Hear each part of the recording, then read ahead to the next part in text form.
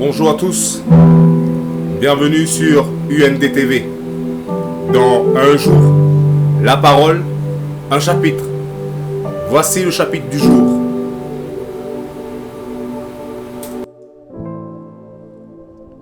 Ce même jour, Jésus sortit de la maison et s'assit au bord de la mer. Une grande foule s'étant assemblée auprès de lui, il monta dans une barque et il s'assit. Toute la foule se tenait sur le rivage. Il leur parla en parabole sur beaucoup de choses et il dit: un semeur sortit pour semer. Comme il semait, une partie de la semence tomba sur le long du chemin et les oiseaux vinrent et la mangèrent. Une autre partie tomba dans les endroits pierreux où elle n'avait pas beaucoup de terre. Elle se leva aussitôt parce qu'elle ne trouva pas un sol profond. Mais quand le soleil parut, elle fut brûlée et sécha faute de racines. Une autre partie tomba parmi les épines. Les épines montèrent et l'étouffèrent. Une autre partie tomba dans la bonne terre. Elle donna du fruit, un grain 100, un autre 60, un autre 30. Que celui qui a des oreilles pour entendre, entende. Les disciples s'approchèrent et lui dirent: pourquoi leur parles-tu en parabole? Jésus leur répondit: parce qu'il vous a été donné de connaître les mystères du royaume des cieux, et que cela ne leur n'a pas été donné. Car on donnera à celui qui a, et il sera dans l'abondance, mais à celui qui n'a pas, on ôtera même ce qu'il a. C'est pourquoi je leur parle en parabole. Parce qu'en voyant, ils ne voient point. Et qu'en entendant, ils n'entendent ni ne comprennent. Et pour eux s'accomplit cette prophétie d'Ésaïe. Vous entendrez de vos oreilles et vous ne comprendrez point. Vous regarderez de vos yeux et vous ne verrez point. Car le cœur de ce peuple est devenu insensible. Ils ont endurci leurs oreilles et ils ont fermé leurs yeux, de peur qu'ils ne voient de leurs yeux, qu'ils n'entendent de leurs oreilles, qu'ils ne comprennent de leur cœur, qu'ils ne se convertissent et que je ne les guérisse. Mais heureux sont vos yeux parce qu'ils voient et vos oreilles parce qu'elles entendent. Je vous le dis en vérité, beaucoup de prophètes et de justes ont désiré voir ce que vous voyez et ne l'ont pas vu, entendre ce que vous entendez et ne l'ont pas entendu. Vous donc, écoutez ce que signifie la parabole du semeur. Lorsqu'un homme écoute la parole du royaume et ne la comprend pas, le malin vient et enlève ce qui a été semé dans son cœur. Cet homme est celui qui a reçu la semence le long du chemin. Celui qui a reçu la semence dans les endroits pierreux, c'est celui qui entend la parole et la reçoit aussitôt avec joie. Mais il n'a pas de racine en lui-même. Il manque de persistance.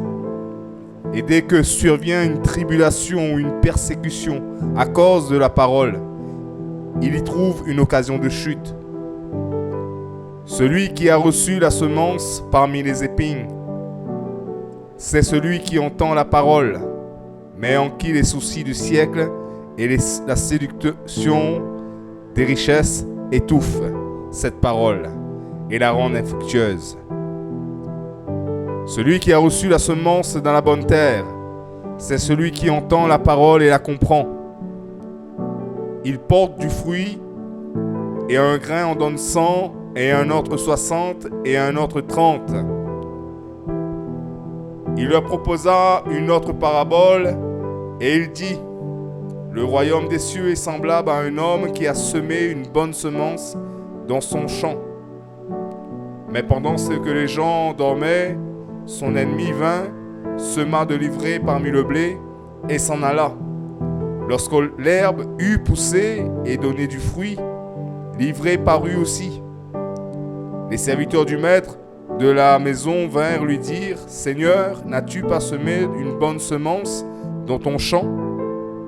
D'où vient donc qu'il y a de l'ivraie?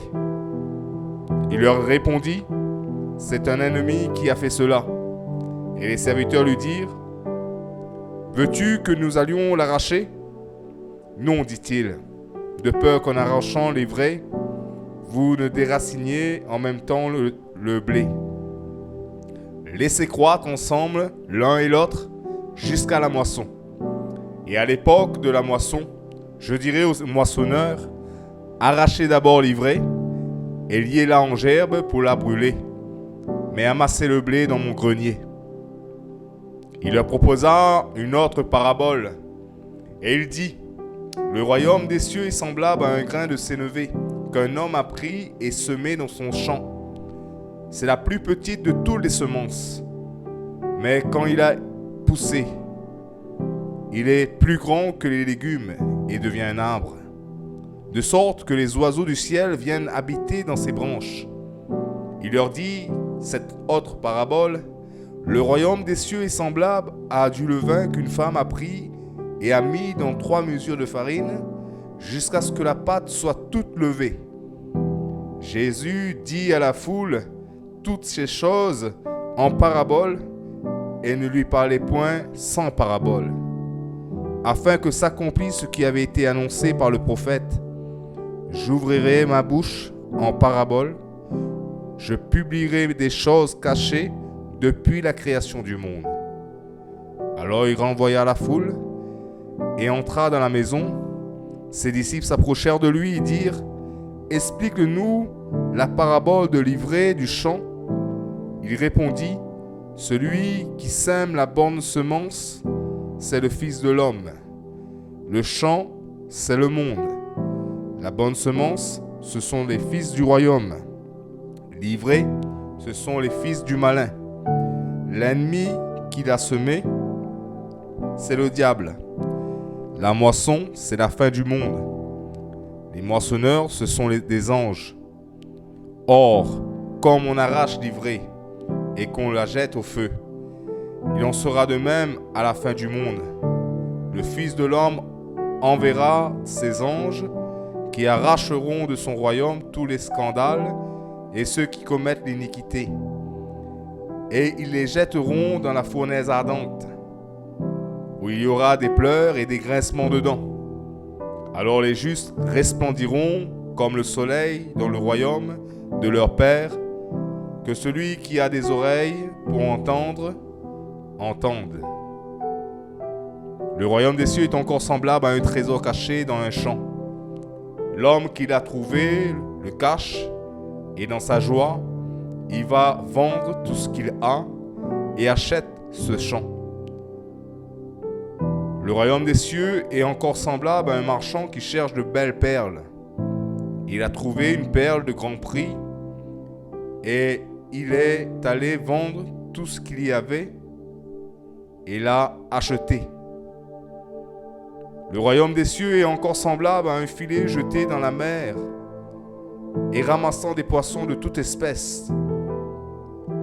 Quand il est rempli, les pêcheurs le tirent et après s'être assis sur le rivage, ils mettent dans des vases ce qui est bon et ils jettent ce qui est mauvais. Il en sera de même à la fin du monde. Les anges viendront séparer les méchants d'avec les justes et ils les jetteront dans la fournaise ardente où il y aura des pleurs et des grincements de dents. Avez-vous compris toutes ces choses? Oui, répondit-il. Et il leur dit: c'est pourquoi tout scribe instruit de ce qui regarde le royaume des cieux est semblable à un maître de maison qui tire de son trésor de choses nouvelles et des choses anciennes. Lorsque Jésus eut achevé ses paraboles, il partit de là.